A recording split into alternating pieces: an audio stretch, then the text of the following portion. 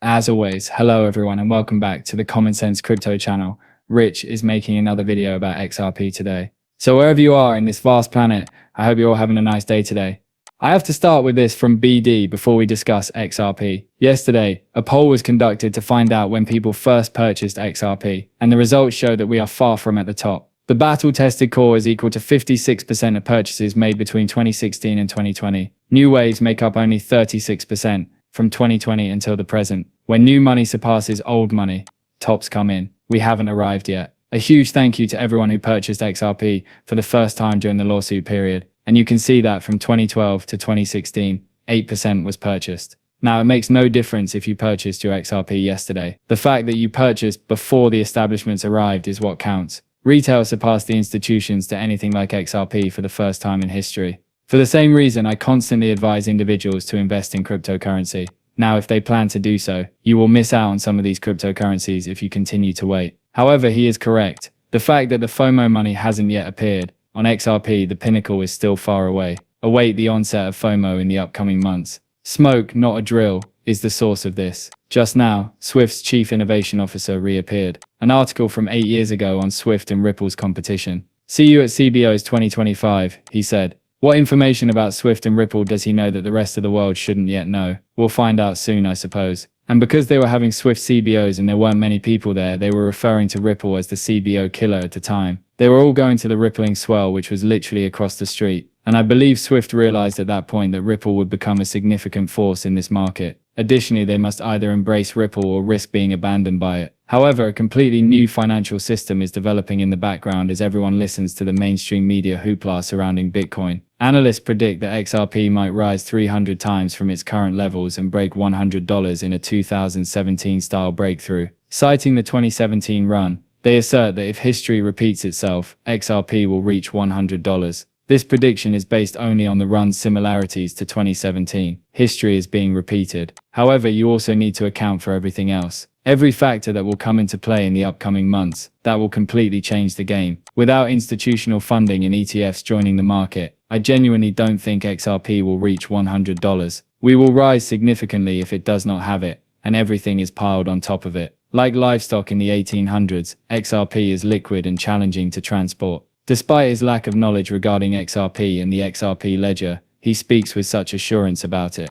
For fractions of a penny, XRP settles in 3 to 5 seconds. This guy doesn't know anything and is quite enthusiastic. Listen to this out. ETFs are useful in situations when investing in cattle is necessary, but moving the livestock to the New York Stock Exchange is not feasible. In theory, you should be able to transmit XRP here and there instantly, and for free, but you need an ETF that says, don't worry, those cattle are there. It is as illiquid and challenging to move as cattle in the 1800s, as evidenced by the fact that it requires an ETF. Thus, this man is completely clueless. To begin with, XRP is completely independent of the ETFs. These businesses recognized that registering for an XRP ETF would allow them to raise a significant amount of capital. They saw that an XRP ETF was in demand. However, you could transfer XRP around the globe for less than a penny in a matter of seconds if you truly understood what it was. And they haven't yet come to that realization. They continue to support the Lightning Network. These folks will all eventually disappear, you know. You won't hear from them ever again. You won't hear about any of this nonsense ever again. After XRP switches Bitcoin, I promise. This is the reason why XRP vanished from the retail market if you were ever curious. Interpretation. This is referred to as hypothesis. Take a listen to understand that it's difficult to predict whether a bank will declare that it will sell more XRP in order to profit from it. Therefore, believe that XRP will never.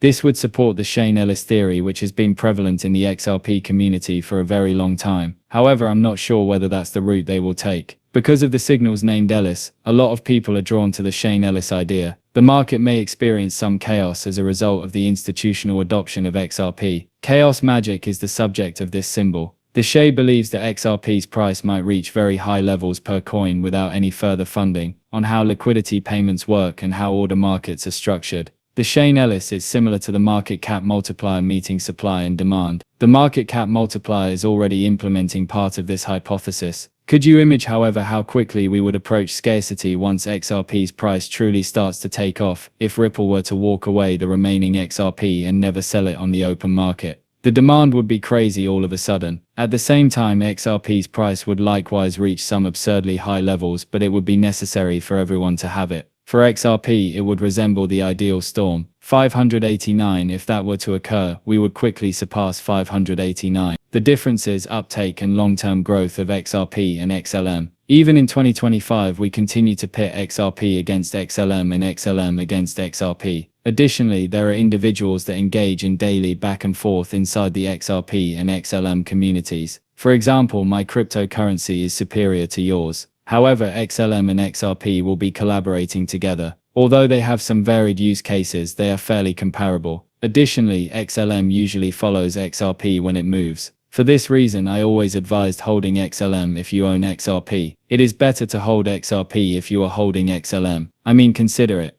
If XLM is used for remittances, person-to-person payments and other transactions, then you are capturing and holding a coin that will be transferring all of that money. You're holding the cryptocurrency that will be transferring all of that money. If XRP was used for cross-border payments, bank-to-bank transfers and other similar transactions. Thus, regardless of your point of view, it's a win-win situation. XRP receives significant recognition from the Central Bank of Malaysia. Thus, XRP and Bitcoin were recently identified by the Central Bank of Malaysia as possible alternatives to cash and bank deposits. Try using Bitcoin to make a purchase. In addition to waiting 10 to 20 minutes for the transaction to complete, you will be paying significantly more for whatever you are purchasing. Bitcoin will never take the place of cash. It will never take place. The Bitcoin hype story was always that way. Everyone will need to have Bitcoin since it will eventually replace the US dollar. It's absurd. However, cryptocurrencies like as XRP, XLM, XDC, and others may someday take the role of cash. You see, cryptocurrency will also be the money-making machine, the AI money, the robot money. Therefore, it makes sense that transactions in XRP, XLM, or XDC occur daily. However, I'm considering mass acceptance for the mainstream media or users. However, what would the average person use if they had never made a cryptocurrency investment? They will use a stable coin or digital currency issued by the national bank. Investing in cryptocurrency is crucial because, in my opinion, you will be transacting on different tracks than a central bank's digital currency, such as a digital dollar,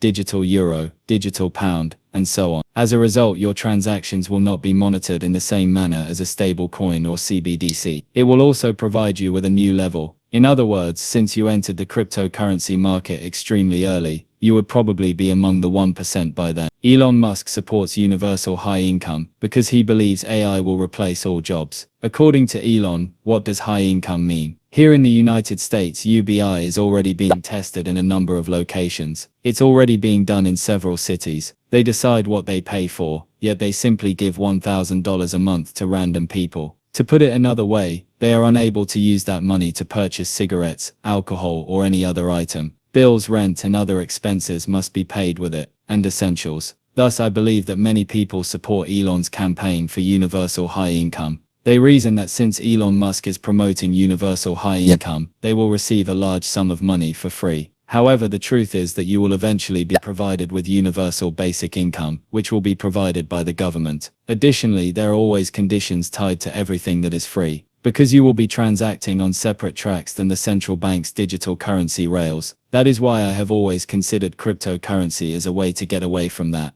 We won't have a CBDC. Instead, we'll have a stable coin, which is the digital currency that the US government frequently discusses. In actuality, a stable coin and a CBDC are identical. However, it depends on the person who issued it. It's a CBDC if the Fed issues it. It is a stable coin if it is issued by Ripple. The only distinction is that we already know